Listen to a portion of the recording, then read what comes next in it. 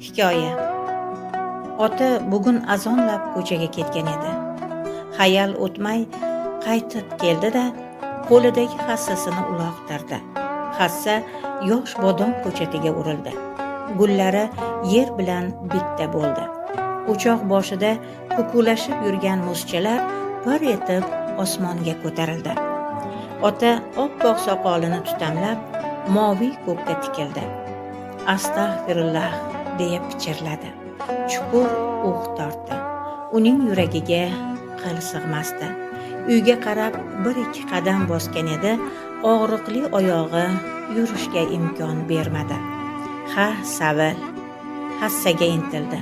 Uni olishga ham ko'zi yetmadi. Oyog'ini mahsi ustidan ohista uqaladi. Kampirining qadri o'tadigan bo'ldi.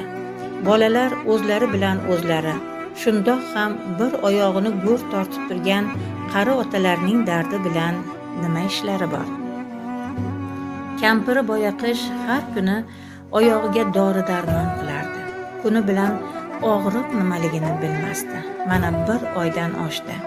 Kampiri araz. Boz ustiga ko'rpa to'shak qilib yotib olgan.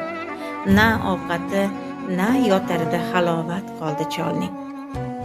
O'sha kuni xo'p deb qo'ya qolsa bo'lar ekan-u, qayoqdan bilibdi kampirining birdan to'nini teskari kiyib olishini. Kampirning jiyani qiz uzatadigan bo'lib qoldi. Xolaginamdan qolgan yolg'izgina qiz, qo'y yetaklab bormasangiz bo'lmaydi, deb turib oldi. "Hov, kampir, qo'y falon pul bo'lsa, axir ikkovimizning ham yoshimiz bir joyga borib qoldi. Bolalaringni ko'ryapsan, o'zlarini endi tiklashyapti. Sendan xafa bo'lmas, shu qo'y tursin uyda." Shu gapni aytdi-yu, chol baloga qoldi. Siz doim shunaqa qilasiz. O'zingizning urug'ingiz bo'lganda qo'y emas, buzoq yetaklardingiz. Odam ajratasiz. Kampirni gapdan to'xtatib bo'lmas, aytib yig'lardi. 50 yil siz bilan yashab kun ko'rmadim. Nima orttirdim? Darddan chiqmadim. Dala bilan uydan boshqasini bilmadim. Hammaga o'xshab Samarqand va Buxoro qilib aylanmadim.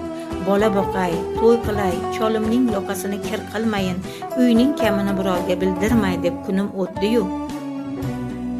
Bo'ldi qil, eshitganlar nima deydi?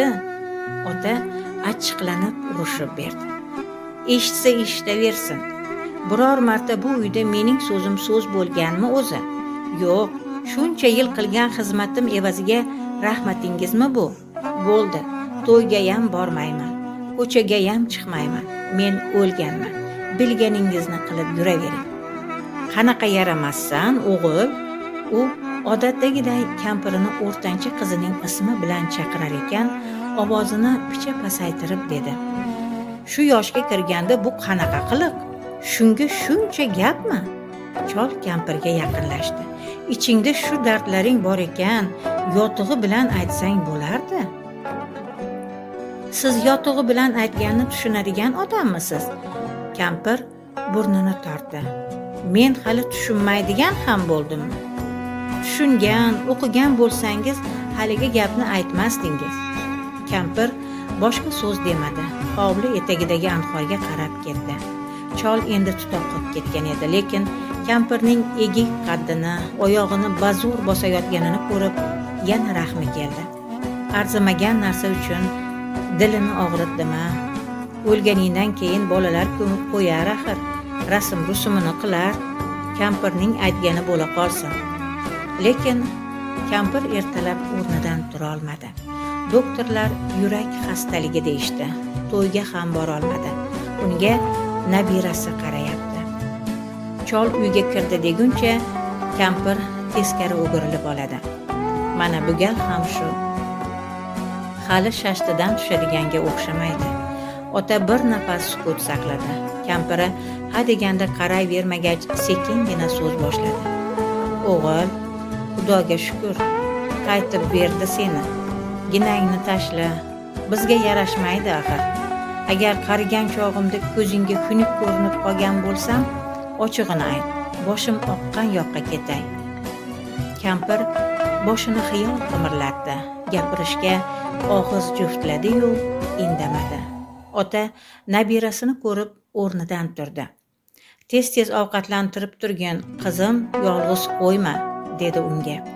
Hovliga chiqib, bahor havosidan to'yib nafas olgan otaning yuragidagi anglab bo'lmas g'ashlik tuguni yechilmadi. O'z-o'zidan ko'zlari yoshlandi.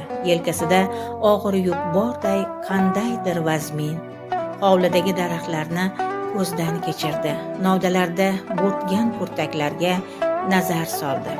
Hademay barg yozadi, gullab meva tugadi. Har bahor daraxtlar qayta tug'iladi. Insoncha tug'ilish ham, o'lish ham bir martagina berilgan unga. Shu birgina umr davomida ham qancha g'am, anduh, tashvish, kasallik, tag'in ham inson bolasi hammasiga ko'nadi-ya, ertangi kunga umid bilan yashaydi. Ota ana shunday xayollar og'ushida yana kampirini o'yladi. Nahot endi rozi-rizolik tilashmay arazlashib o'tib ketsa dunyodan. Bolalari bo'lsa, uyat. Kunlar o'tdi. Kampir oyoqqa turdi. Hovlida kuymanib yurganini ko'rgan otaning yuragi allanechuk bo'lib ketdi. Xudoga ming qatla shukr. Arazlasa ham bor bo'lsin, orqamda qolsin. Ertasiga shaharga tushdi. Ko'ylaklik, ro'mol olib chiqdi. Kampirini o'choq boshida ko'rdi. O'g'il, bo'ldi endi, kelinchak bo'lmasang axir. Nima bo'lsa ham mendan ham keyin yer bosib yurgin. Lekin sen bo'lmasang holim xarob bo'lishi tayin. Juda qo'rqitib yubording. Endi bunday qila ko'rma. Kuchga kirib olsang, sening aytganing bo'lsin. Xohlagan joyingga olib borib o'ynatib kelaman. Eson-omon Navruzga yetganimizga shukr qil. Ota qo'ynidan ko'ylaklik va ro'molni olib uzatdi. Mana buni tiktirib kiygin. Ortiqcha arazlashga o'rin qolmagandi. Betob yotgan kunlari arzimagan gap uchun ranjib, shuncha yil totuv yashab kelgan cholining dilini behudaga og'ritganini tan olgan, inqillab yurishidan oyoq og'rig'i zo'rayganini sezgan, lekin birdaniga arazidan tushib, choli oldida o'z qadrini yerga urishni istamagan edi.